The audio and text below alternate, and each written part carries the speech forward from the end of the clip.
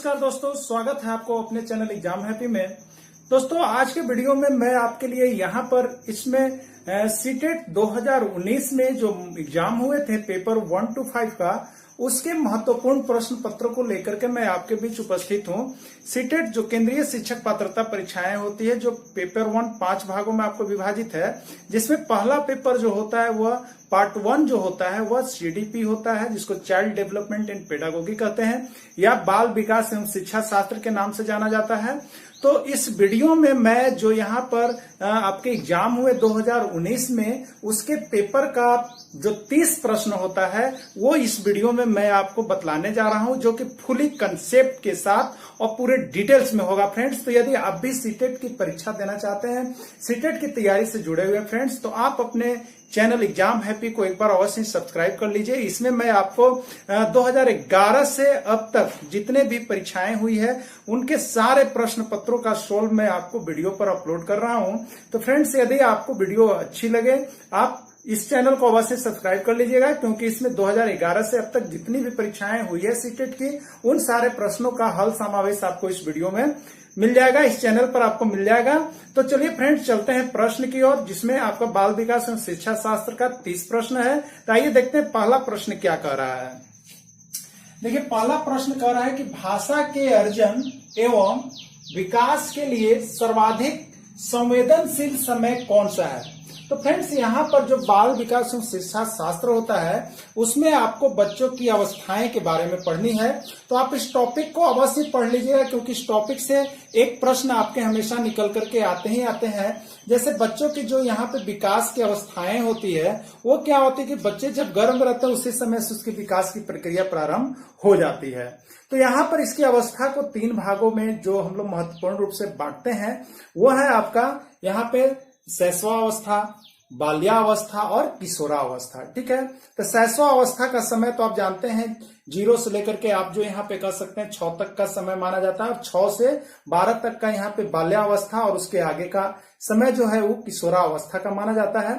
तो यहाँ पे सबसे जो सर्वाधिक संवेदनशील समय जो भाषा अर्जन का होता है, बच्चे जो भाषा अर्जन करते हैं, विकास करते हैं, वह उनका समय होता है फ्रेंड्स, वह समय होता है बाल्यावस्था। ठीक है, अब बाल्यावस्था को यहाँ पर हम लोग अलग अलग क्रम में बांट लेते हैं, जैसे शुरू का समय, फिर उसके 2 साल के बाद समय, फिर उसके 2 साल के बाद का समय, यानी मध्य बाल्यावस्था, पूर्व बाल्यावस्था, इस तरह से करके उत्तर मध्य अवस्था, इस तरह से हम लोग करके इसको बांट लेते हैं। लेकिन आपको मैं यह बता दूं कि बच्चों का जो भाषा अर्जन का विकास का समय होता है वह जो है आपका प्रारंभिक बाल्यावस्था में होता है, यानी 6 वर्ष से जो स्टार्ट होता है उसमें बच्चे जो होते हैं वो भाषा का अर्जन, मतलब भाषा को सीखना, उसका नकल करना, उसको देख करके बोलना, उसको लिखना, ये अर्जन जो होता है उस समय उनकी बनने लगती है। वो बहुत ज्यादा इस समय भाषा अर्जन करने का उनका समय होता है, यानी इसको हम कह सकते हैं प्रारंभिक बाल्यावस्था बच्चा का वह संवेदनशील अवस्था है जिस समय वह बहुत अधिक मात्रा में शब्दों का सृजन, भाषाओं का सृजन, वो जिस चीज को सुनता है उसको अनुकरण करने लगता है। तो आइए देखते हैं फ्रेंड्स, यहाँ पर हम अब ऑप्शन की ओर चलते हैं कि आपका ऑप्शन क्या आया है। तो यहाँ पे देखिएगा फर्स्ट ऑप्शन आपका है जन्म पूर्व अवधि। अब बताइए कि जन्म के पहले भी बच्चा क्या कुछ सीखता है, तो उस समय तो उसका भ्रूण ही नहीं रह पाता है, बच्चा कहीं अस्तित्व ही नहीं होता है। तो ये तो ऑप्शन इसी तरह से चला गया। तो फ्रेंड्स आपको मैं बता दूं कि यहाँ पे जो 4 ऑप्शन रहता है ना, उसमें 1-2 ऑप्शन आपको इसी तरह से छट जाएंगे। आप अगर 4 ऑप्शन पढ़े तो 1-2 ऑप्शन जो होता है उसी में कंफ्यूज होता है, तो उसमें आप क्लियर कर लीजिएगा। उसमें देखिएगा प्रारंभिक बाल्यावस्था, तो हमने अभी बताया आपको कि प्रारंभिक बाल्यावस्था ही ऐसा समय है जो 6 से 12 वर्ष तक चलता है, जिसमें प्रारंभिक बाल्यावस्था जो 6 से आपका 7 या 8 मान लीजिए, फिर 8 से 10 उधर यहाँ पर हो जाता है मध्य बाल्यावस्था, उत्तरावस्था। तो इसमें जो होता है बच्चा जो प्रारंभिक बाल्यावस्था होता है उसमें बहुत अधिक भाषा का अर्जन करता है। तो ये देखिए आपका प्रारंभिक बाल्यावस्था मिल रहा है। मध्य बाल अवस्था में बच्चा उससे आगे की ओर प्रोग्रेस कर जाता है, और किशोरावस्था तो ये अलग होता है। तो ये आपका यहाँ पे जो सबसे भाषा अर्जन का समय होता है वो होता है प्रारंभिक बाल्यावस्था, यानी प्रारंभिक बाल्यावस्था में बच्चे जो होते हैं भाषा का अर्जन अच्छे प्रकार से करते हैं। तो ये पहला प्रश्न था। चलिए अब हम देखेंगे नेक्स्ट प्रश्न क्या आपको लेकर के आ रहा है। देखते हैं नेक्स्ट प्रश्न आपका क्वेश्चन नंबर 2। देखिए यहाँ पे दिया हुआ है, निम्नलिखित में से कौन सा लॉरेंस कोहल वर्ग के द्वारा प्रस्तावित नैतिक विकास की एक अवस्था है। तो फ्रेंड्स यहाँ पर जो आपको देखिए 4 ऑप्शन दिए हुए हैं, प्रसुप्ति अवस्था, सामाजिक अनुबंधन अभिन्यास, मूर्त संक्रियात्मक अवस्था और उद्योग बनाम अधीनता अवस्था। तो इसमें देखिएगा एक अवस्था तो आपका ऐसे समाप्त हो जाता है, उद्योग बनाम अधीनता अवस्था जो है ये कोई अवस्था नहीं माना गया है, लेकिन ये 3 अवस्थाएं जो है वो है। ठीक है, अब इसमें कोहल वर्ग के अनुसार क्या है यह मैं आपको थोड़ा बता दूं। कोहल वर्ग ने नैतिकता के विकास का सिद्धांत दिया है, जिसके अनुसार हर बच्चा के नैतिकता के विकास के लिए उन्हें क्रमिक अवस्था से एक स्टेज से गुजरना पड़ता है, जिसको स्ट्रेजर थ्योरी भी यहाँ पर कहा जाता है। और इसी नैतिकता के 6 स्टेजों से गुजरते हुए उन्हें जो है सामाजिक नियमों का सिखाव होता है, सामाजिक नियम उनमें सीखा जाता है। तो इन्हीं को यहाँ पे कोहल वर्ग के द्वारा जो नैतिक विकास का सिद्धांत दिया गया वो सामाजिक स्तर से जुड़े हुए हैं, जिसको सामाजिक अनुबंधन का सिद्धांत भी कहा जाता है, जिन्होंने बच्चों को समाज में किस तरह से प्रोग्रेस होना चाहिए इसकी एक अवस्था बताई है। और वह 6 अवस्था होती है, उससे होकर के गुजरता है बच्चा, जिसमें उन सारी अवस्थाओं को यहाँ पर सामाजिक विकास के अंतर्गत बांधा जाता है। तो यहाँ पे देखेंगे जो कोहल वर्ग द्वारा जो दिया गया सिद्धांत वो नैतिक विकास का सिद्धांत था, और वह सिद्धांत जो है समाज के प्रति किस तरह बच्चा होकर के 6 चरणों से गुजरता है उसके प्रति दिया गया था, जिसको यहाँ पर सामाजिक अनुबंधन अभिन्यास भी कहा जाता है। तो आइए देखेंगे यहाँ पर क्या है। तो फर्स्ट है प्रसुप्ति अवस्था, जो कि यहाँ पे ये कोहल वर्ग का नहीं है। सामाजिक अनुबंधन अभिन्यास, तो ये आप देख रहे हैं कि अभी हमने बोला था कि कोहल वर्ग ने जो नैतिकता के विकास का सिद्धांत दिया वह उनके सामाजिक विकास के स्तर का सिद्धांत है, और उसके लिए उन्होंने किसी भी बच्चा को एक क्रमिक होकर 6 स्टेज से गुजरना पड़ता है, जिसके फलस्वरूप वह जो होता है सामाजिक अनुबंधन अभिविन्यास को कर पाता है। तो इससे यहाँ पे कोहल वर्ग का नैतिकता के विकास का सिद्धांत दिया गया है। उसके बाद मूर्त संक्रियात्मक अवस्था, जो बच्चों को पहचान है, ये अलग स्तर है। तो इसमें जो उत्तर होंगे वह आपका होगा सामाजिक अनुबंधन अभिविन्यास, जो कि यहाँ पे कोहल वर्ग के द्वारा दिया गया है।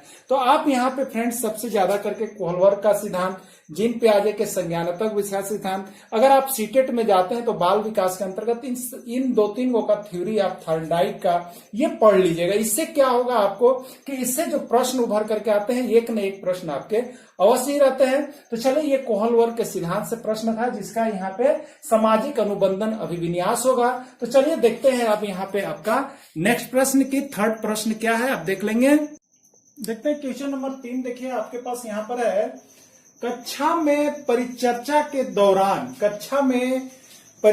दौरान एक शिक्षक प्रायः लड़कियों की तुलना में लड़कों पर अधिक ध्यान देता है, यह किसका उदाहरण है। आपसे पूछा जा रहा है कि एक शिक्षक जब कक्षा में जाकर के पढ़ा रहे हैं तो वो उनका ध्यान, उनका जो नजर है लड़कियों की अपेक्षा लड़कों की तरफ अधिक ध्यान दे रहे हैं, ये किसका उदाहरण है, इस प्रश्न में पूछा जा रहा है। देखिए 4 ऑप्शन आपके पास है। जेंडर पक्षपात उसको कहते हैं, उसको जेंडर पहचान कहेंगे, उसको जेंडर संबंधता कहेंगे, या जेंडर समरूपता कहेंगे। ये आपसे पूछा जा रहा है कि यदि कोई शिक्षक लड़कियों की अपेक्षा लड़कों पर अधिक ध्यान दे रहा है तो वह किसका पहचान कर रहा है, यह किसका उदाहरण है इस 4 में से। तो देखिए फ्रेंड्स, मैं आपको बता दूं कि यदि कोई शिक्षक यहाँ पर अगर लड़कियों की अपेक्षा लड़कों की तरफ ध्यान दे रहा है तो इसका मतलब है कि उस शिक्षक के द्वारा जेंडर पक्षपात किया जा रहा है। क्योंकि आप जब किताब में पढ़ेंगे तो जेंडर पक्षपात का मतलब है कि उस शिक्षक के अंदर यह बात बनी हुई है कि यहाँ पे लड़कियां कमजोर हैं, वो पढ़ने में कमजोर है, वो क्या ध्यान देगी, अगर मैं किसी लड़कों को ध्यान दे दूं तो उससे मेरा रिजल्ट अच्छा हो जाएगा। इसलिए यहाँ पर अगर जेंडर पक्षपात आपके अंदर रहेगा, जब यह जेंडर पक्षपात के अंतर्गत यह मनोभावना किसी शिक्षक में होती है तो वह क्या करते हैं कि लड़कियों की अपेक्षा लड़कों पर ज्यादा ध्यान देते हैं, जिससे कि मेरा रिजल्ट अच्छा होगा और लड़के अच्छा करते हैं, यह उनकी मनोवृत्ति में पाई जाती है। तो यहाँ पर यह जो उदाहरण है वह आपका जेंडर पक्षपात का है, जो शिक्षक के द्वारा किया जा रहा है। तो देखते हैं यहाँ पे क्या कुछ ऑप्शन निकल के आ रहा है आपका, चलिए देखते हैं। तो देखिए फर्स्ट ऑप्शन है जेंडर पक्षपात, जो कि हमने आपको बता दिया कि जेंडर पक्षपात के अंतर्गत लड़कियों को कमजोर माना जाता है पढ़ने में, जिसके कारण शिक्षक जो है लड़कियों की तरफ ध्यान नहीं देते हैं कि अगर 10 लड़कियां हैं तो उसमें से एक भी समझेगी या नहीं समझेगी, लेकिन अगर 10 लड़के तो उसमें 5 लड़के समझ जाएंगे। तो इसलिए वह लड़कों की तरफ ज्यादा ध्यान दे रहे हैं कि जिससे उनका परसेंटेज अच्छा रहे। तो ये जेंडर पक्षपात कहलाता है। जेंडर पहचान तो यहाँ पे होता है फ्रेंड्स कि वो पता करते हैं कि ये लड़का है लड़कियां हैं कितनी है, तो ये इसमें नहीं चलेगा। जेंडर संबंधता मतलब दोनों में संबंध बिठाने के लिए था, जो कि यह लड़कों पर नहीं किया जा रहा है। संबंध बैठाया जाता तो दोनों को बराबर देखा जाता। जेंडर समरूपता में भी बराबर देखा जाता है, जो कि इसमें नहीं हो रहा है। यानी यहाँ पे शिक्षक के द्वारा क्या किया जा रहा है, तो जेंडर पक्षपात कहा जा रहा है, जो कि जेंडर पक्षपात के अंतर्गत क्या माना जाता है, तो जेंडर पक्षपात के अंतर्गत आपको माना जाता है कि लड़कियां कमजोर होती है। इसी कारण से शिक्षक जो है लड़कियों की अपेक्षा लड़कों की तरफ ध्यान दे रहे हैं। तो चलिए फ्रेंड्स, इस तरह से 3 नंबर प्रश्न कंप्लीट हुआ। चलते हैं 4 नंबर प्रश्न की ओर। चलिए देखते हैं नेक्स्ट प्रश्न, जो क्वेश्चन नंबर 4 है। 4 में आप देखेंगे दिया हुआ है कि बच्चों में, जो बच्चे होते हैं उन बच्चों में जेंडर रूढ़िवादिता एवं जेंडर भूमिका अनुरूपता को कम करने के लिए निम्नलिखित में से कौन पद्धति प्रभावशाली है। तो यहां पे आपसे प्रश्न क्या कहा जा रहा है कि बच्चों में जो जेंडर के प्रति रूढ़िवादिता बनी हुई है, उनकी जो भूमिका अनुरूपता बनी हुई है, उनको कम करने के लिए, वो अपने आप को कमजोर न समझे, उनको कम करने के लिए कौन सी पद्धति ज्यादा प्रभावशाली होगी, ये आपसे पूछा जा रहा है मित्र। ठीक है, जिसमें 4 ऑप्शन है। जेंडर पक्षपात के बारे में हम परिचर्चा करें, उस पर परिचर्चा करें जिससे लोगों में जेंडर पक्षपात कम हो। जेंडर विशिष्ट भूमिका का महत्व देना, किसी एक का हम विशेष महत्व देंगे तो यह खत्म हो पाएगा। जेंडर पृथक खेल समूह बनाना, यानी जेंडर के अनुसार खेल, अलग अलग खेल में समूह बनाएंगे तब यह जाकर के सिस्टम कम हो पाएगा, प्रभावशाली हो पाएगा। या जेंडर पृथक बैठने की व्यवस्था हम करेंगे तब हो पाएगा। तो आइए सबसे पहले हम जेंडर की बात कर लें।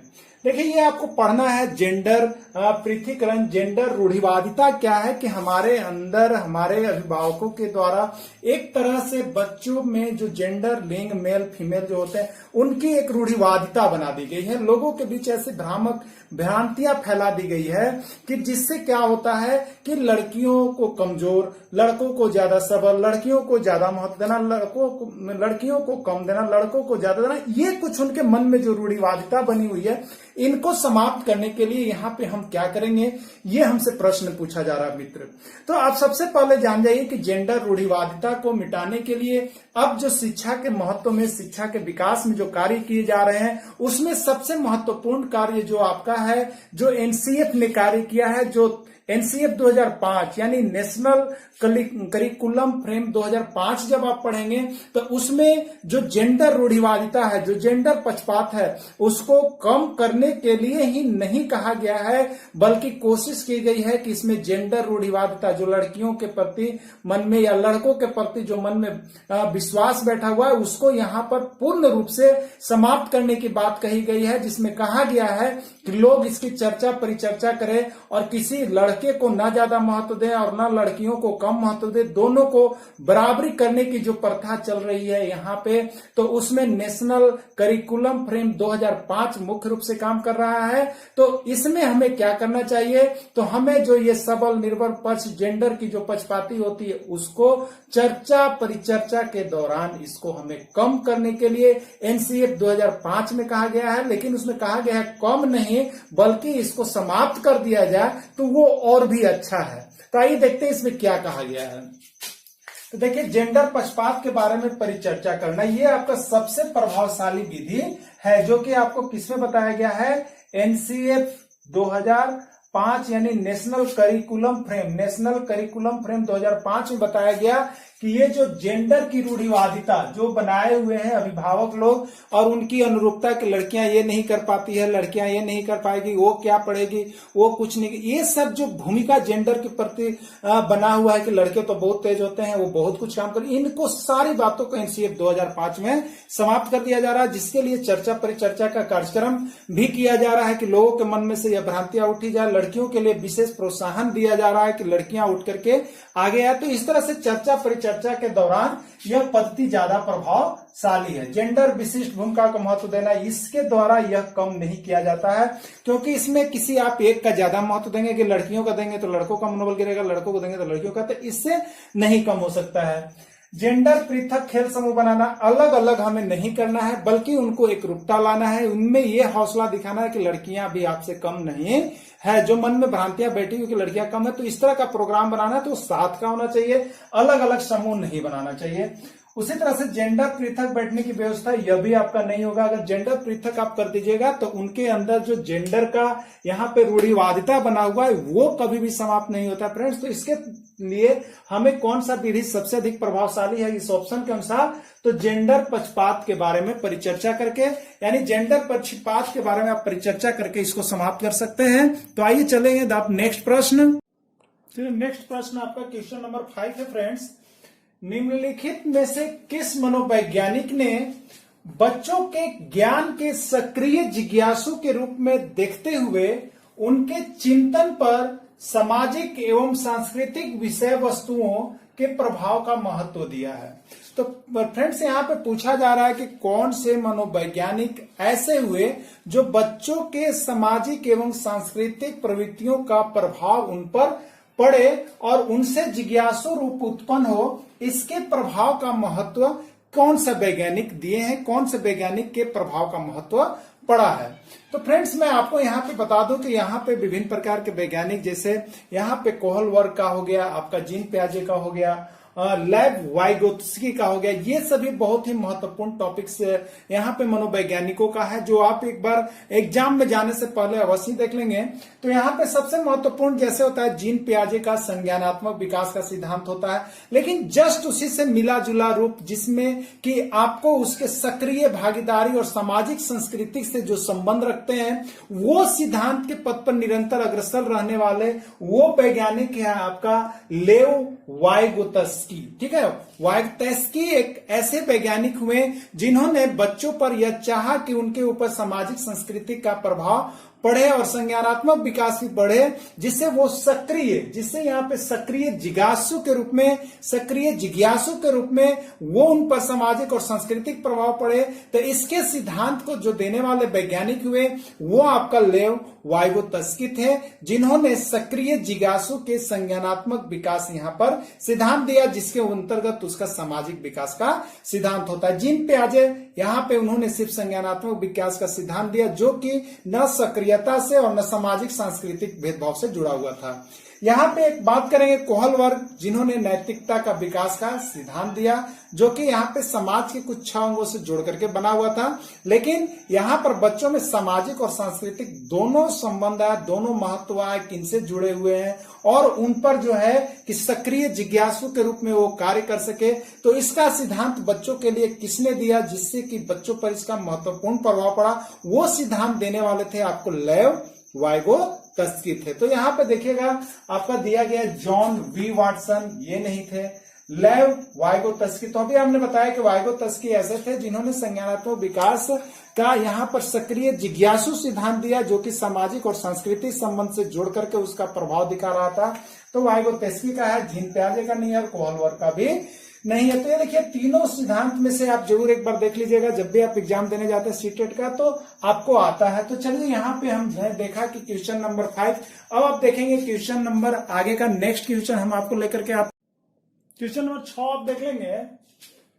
जिंगसा पहेली को करते समय 5 वर्ष की नजमा, ठीक है, एक पहेली हो रही थी, उसको करते समय एक 5 वर्ष की नजमा है, वो स्वयं से कहती है, वो खुद कह रही है, नीला टुकड़ा कहाँ है? पूछ रही है नीला टुकड़ा कहाँ है?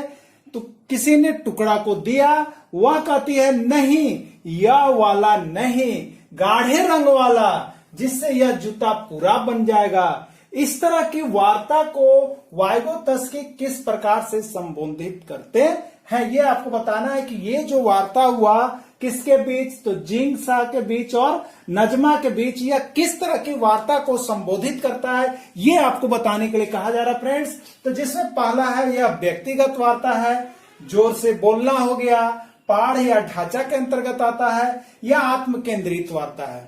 तो फ्रेंड्स मैं यहाँ पे बता दूं कि वाइगोत्स्की ने जो सामाजिक एवं सांस्कृतिक का संबंध का सिद्धांत दिया, वो वाइगोत्स्की जो है वो क्या करते हैं कि बच्चों को अपने से करके यहाँ सीखने पर ज्यादा बल देते हैं, जिससे बच्चा यदि अपने अनुसार यहाँ पर अगर किसी कार्य को करके सीखता है तो वो ज्यादा अस्थायी होता है। तो इन्होंने यहाँ पर क्या कहा कि बच्चों को जो है कि वार्ता में भाग लेना चाहिए। वार्ता में भाग लेने के दौरान जो है कि यहाँ पर उसमें ज्यादा कुशलता आती है, जो कि सामाजिक और सांस्कृतिक संबंध को दर्शाता है। तो यहाँ पे आपको बता दें कि वाइगोत्स्की इसको किस प्रकार से संबोधित करते हैं। तो वाइगोत्स्की कहते हैं कि यह जो है एक व्यक्तिगत वार्ता है उनकी, और वो व्यक्तिगत रूप से एक दूसरे से बात कर रहे हैं, जिसमें उनकी मनोबल स्पष्ट दिख रही है और कि वो सही जान रहे हैं। तो ये व्यक्तिगत वार्ता है जिससे बच्चों में निखार आती है और वो सामाजिक और सांस्कृतिक के प्रति रुझान पैदा करते हैं। तो यहाँ पे देखिए सबसे पहला ऑप्शन आ रहा है व्यक्तिगत वार्ता, जो कि आपका यहाँ पर एकदम सटीक आंसर है। जोर से बोलना ये नहीं होगा। पाड़ या ढांचा ये अलग रूप होता है जो क्रमिक विकास के रूप में चलता है, और आत्म केंद्रित वार्ता वैसा है कि जो अपने अंदर से वार्ता की जाती है, अपने मन से वार्ता की जाती है, वो आत्म केंद्रित वार्ता है। लेकिन यहाँ पे क्या हो रहा है कि यहाँ पे व्यक्तिगत वार्ता हो रहा है, दो लोग आपस में बात कर रहे हैं, जो कि सामाजिक सांस्कृतिक संबंध का एक पहलू है। तो यहाँ पर वाइगोत्स्की इस वार्ता को, इस तरह के वार्ता को वो व्यक्तिगत वार्ता के प्रति रखते हैं। तो इस तरह से इसका आंसर जो सही होगा वो आपका होगा व्यक्तिगत वार्ता। तो इस तरह से आपने यहाँ पे 6 नंबर प्रश्न को कंप्लीट कर लिया। तो चलिए अब चलेंगे नेक्स्ट प्रश्न की ओर। नेक्स्ट प्रश्न क्या कहता है, चलिए देखते हैं। नेक्स्ट प्रश्न 7 आपका, बच्चों को संकेत देना तथा आवश्यकता पड़ने पर सहयोग करना निम्नलिखित में से यह किसका उदाहरण है। यानी यहाँ पे कहा जा रहा है कि बच्चों को संकेत देना मतलब कोई काम करने के लिए बतलाना, और यदि वह काम कर रहा है वहां पर आवश्यकता पड़े तो उसका जाकर के वहां पे क्या करना, सहयोग करना, किसका उदाहरण है। यानी ये किस चीज के संबंधित है। प्रबलन से संबंधित है, अनुबंधन से संबंधित है, मॉडलिंग से संबंधित है, पाठ या ढांचा से संबंधित है। तो मित्रों मैं आपको यह बता दूं कि बच्चों को संकेत देना, आवश्यकता पड़ने पर सहयोग करना, यह जो है एक ढांचा के अंतर्गत आता है। जैसे किसी चीज का निर्माण जब हमें करना होता है तो कुछ अगर जटिल समस्या आती है तो उस समय हम लोगों को ज्यादा उसको निर्देश देने की आवश्यकता पड़ता है। लेकिन अगर यह समस्या धीरे धीरे कम होने लगती है तो हमें उस चीज के लिए निर्देश कम देना पड़ता है। तो ये जो निर्देश देना और किसी की सहायता करना, सहयोग करना समय पर, यह एक ढांचा के अंतर्गत कार्यक्रम करता है, पाढ़ के अंतर्गत आता है। तो आप समझ जाएंगे कि पाढ़ या ढांचा में क्या होता है। तो पाढ़ या ढांचा में जो होता है वह किसी के प्रति सहयोग की भावना होती है, उसको आगे बढ़ाने की भावना इस पाढ़ या ढांचा के अंतर्गत रखा जाता है। तो यहाँ पर इस प्रश्न में भी यही हो रहा है कि बच्चा को पहले हमने संकेत दिया कि ये काम करो, और अगर वो नहीं कर पा रहा तो सहयोग हम कर रहे हैं। तो ये सहयोग करने की जो भावना है वह किसमें आती है। तो यह सहयोग करने की जो भावना है वह पाढ़ या ढांचा के अंतर्गत आता है, जिसको हम लोग उसी अनुरूप में रखते हैं। तो यहाँ पे आप देखेंगे कि बच्चों को संकेत दिया गया, आवश्यकता पड़ने पर सहयोग भी किया गया, यह किसके अंतर्गत आता है, किसका उदाहरण है। तो प्रबलन एक ऐसी चीज है जिसमें उस किसी चीज के प्रति उसकी प्रबल भावना होती है, जिसमें उसे किसी के सहयोग की आवश्यकता होती ही नहीं है। अनुबंधन एक शास्त्रीय यहाँ पे संगीत है जो एक क्रमिक रूप में आगे काम करते रहता है, जिसमें किसी का हमें कोई सहयोग की आवश्यकता नहीं होती है। मॉडलिंग एक यहाँ पे कार्यक्रम है जो अपने ही किया जाता है, लेकिन यहाँ पे सहयोग करने जो है, सहयोग करना एक कार्यक्रम है, वो आपको पाढ़ या ढांचा के अंतर्गत आता है। यानी इसका सही ऑप्शन जो है फ्रेंड्स वो आपका 4 है, जो कि आपका पाढ़ या ढांचा के अंतर्गत आता है। तो पाढ़ या ढांचा के अंतर्गत क्या होता है, आवश्यकता पड़ने पर सहयोग भी दिया जाता है। तो चलिए यहाँ पे आपका क्वेश्चन नंबर 7 कंप्लीट हो गया है। अब मैं आपको बताऊंगा यहाँ पर क्वेश्चन नंबर 8। नेक्स्ट प्रश्न देखते हैं, जो क्वेश्चन नंबर 8 है आपका, निम्नलिखित व्यवहारों में से कौन सा जीन पियाजे द्वारा प्रस्तावित मूर्त संक्रियात्मक अवस्था को विशेषित करता है।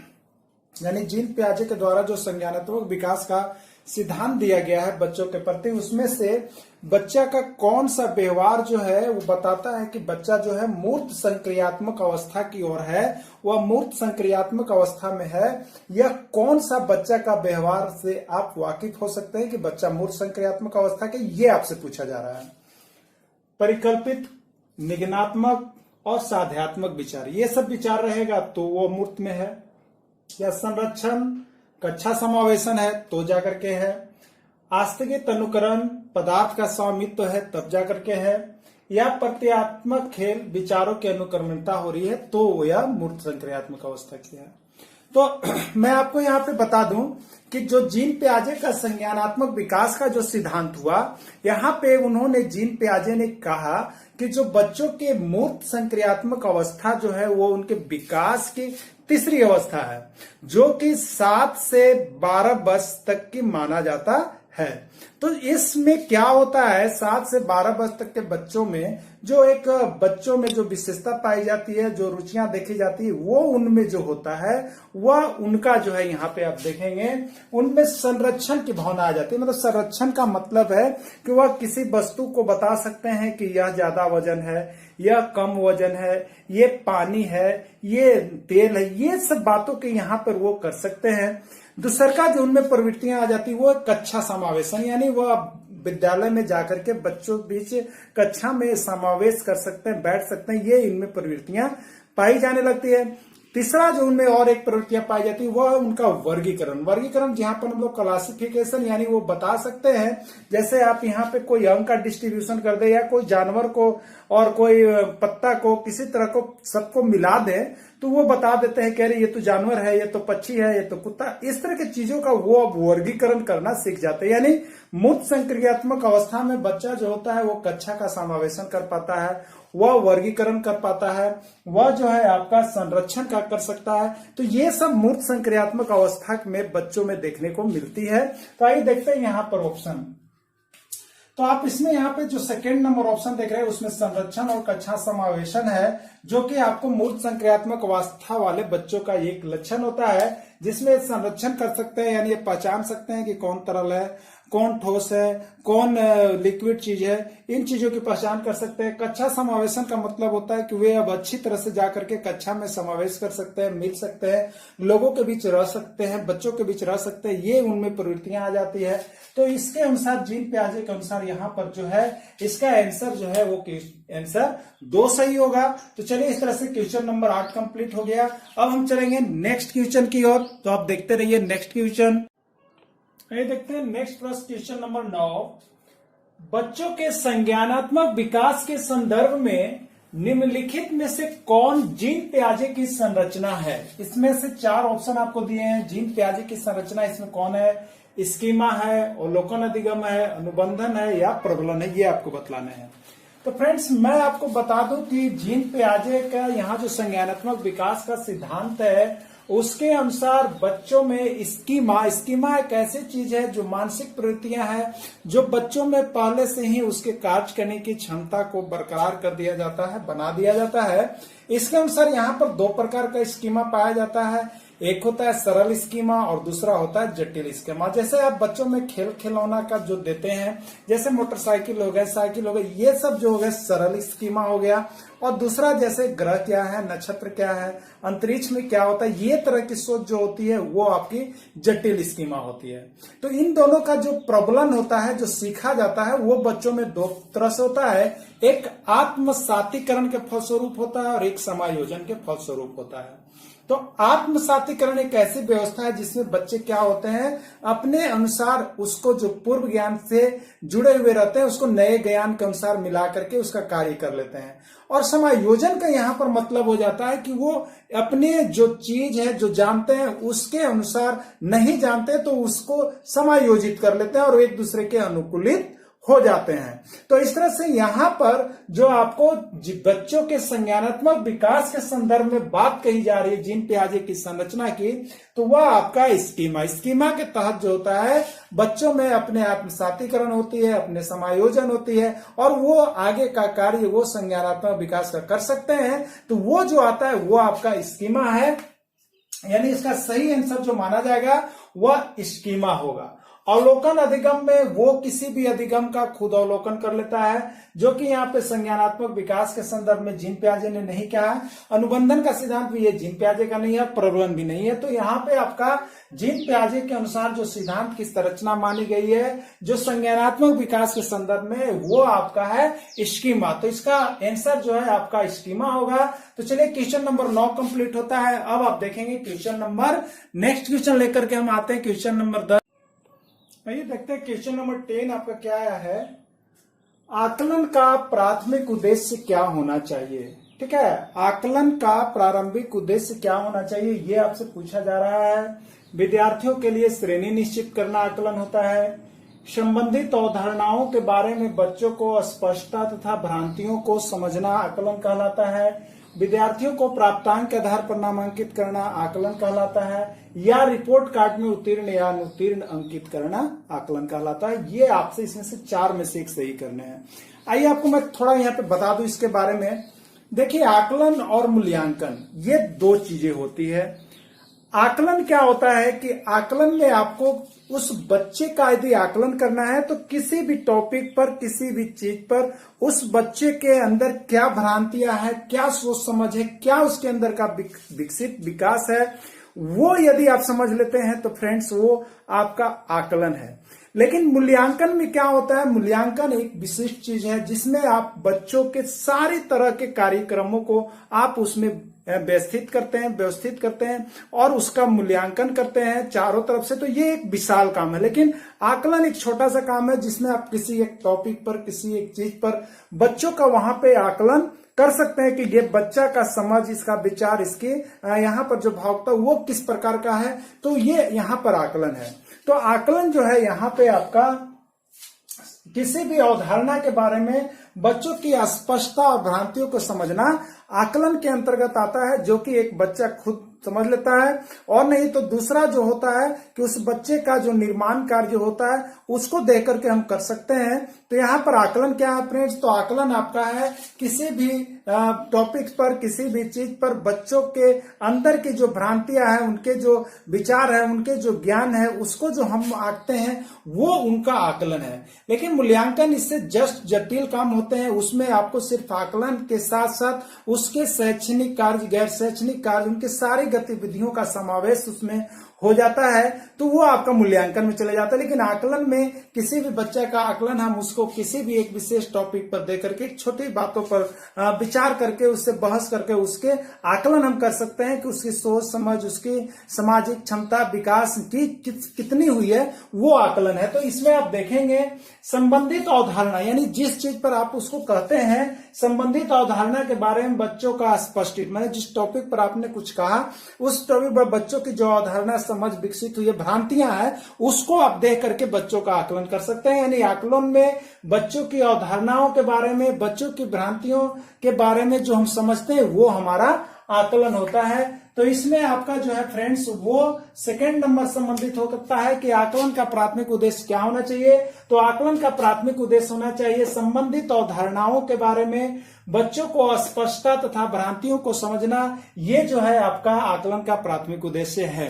तो फ्रेंड्स यहाँ पर हम आपके बीच बाल विकास एवं शिक्षा शास्त्र के प्रश्नों का सॉल्यूशन कर रहे थे। तो यहाँ पे आप सीटेट 2019 में जो प्रश्न आए हैं उसका हम यहाँ पे आपको हल करवा रहे हैं फ्रेंड्स। तो यह आपका पार्ट 1 होगा बाल विकास का। इसमें आपके 10 प्रश्न हमने करवाए हैं। इसका 10 प्रश्न नेक्स्ट पार्ट 2 में लेकर के आएंगे और इसका 10 प्रश्न नेक्स्ट पार्ट 3 में लेकर के आएंगे। इस तरह से आपके जो 2019 में जो 30 क्वेश्चन बाल विकास एवं शिक्षा शास्त्र का आए हैं उसको हमने 3 पार्ट में यहाँ पर बताया फ्रेंड्स। आप इस तीनों पार्ट को अवश्य ही पढ़ लेंगे, जिससे आपके 2019 में जो बाल विकास एवं शिक्षा शास्त्र के प्रश्न आए हैं वो आपके लिए यहाँ पर एक वरदान बन के साबित होता है। तो आप इस तरह से 2011 से 2020 तक के यदि प्रश्नों को सॉल्व कर लेते हैं सीटेट के, तो आप अवश्य ही यहाँ पे बहुत ही अच्छे काम कर सकते हैं, बहुत ही अच्छे मार्क्स ला सकते हैं। तो फ्रेंड्स, आपने अगर वीडियो के अंत तक देखा, इसके लिए आपको बहुत बहुत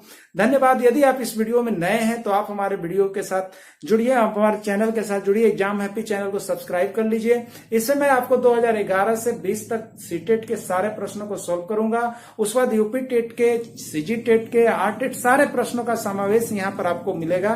तो इस तरह से फ्रेंड्स, आपने इसके पार्ट 1 को देखा। यदि वीडियो अच्छी लगी तो आप हमारे चैनल को अवश्य सब्सक्राइब करें, लाइक करें। Thanks for watching this video. फिर मैं मिलूंगा आपसे इसी तरह का नेक्स्ट वीडियो लेकर के। तब तक के लिए इतना ही। जय हिंद, जय भारत।